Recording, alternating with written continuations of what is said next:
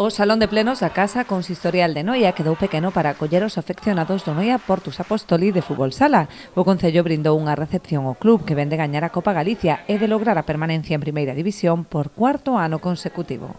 Si alguén fai 4 anos decía creedes que van a ser capaces de manter a categoría durante 4 anos consecutivos e demais, pois seguramente nin os máis optimistas creerían que eso iba a ser posible, acompañado das Copas Galicia correspondiente e de todas as alegrías, satisfaccións e ataques de nervios, sobre todo do presidente. Toda a temporada escoitaba a palabra sufrimento, sufrimento, sufrimento, sufrimento. E eu lle dicía, vamos a esperar os últimos partidos de Liga.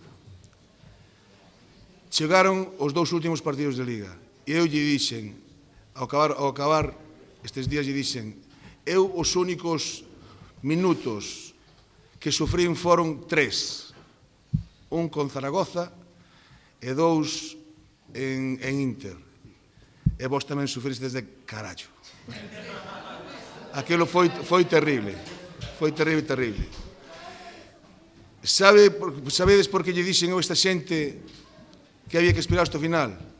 Porque confiaba no cuerpo técnico e nos meus xogadores.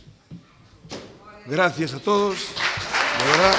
O corpo técnico e os xogadores recibiron o calor da súa afección tras unha durísima tempada na que a permanencia semellaba imposible por momentos. Finalmente, o empate ante o Movistar Inter e a derrota do Burela en Cartagena fixeron posible que sigan unha tempada máis na elite do fútbol sala a nivel nacional, sendo o único equipo galego que xogará en primeira. Para mí este año, y creo que para todos, fue una lección de vida, de luchar desde el primer día hasta el último, de que la vida nadie te regala nada, que hay que luchar hasta el final, que si te rindes no te lo van a regalar y como dijo Javi, el día de Zaragoza fue tremendo, estábamos prácticamente fuera, pero a veces que la vida no te la da, nos dio una oportunidad y nosotros nos agarramos a ella hasta el final.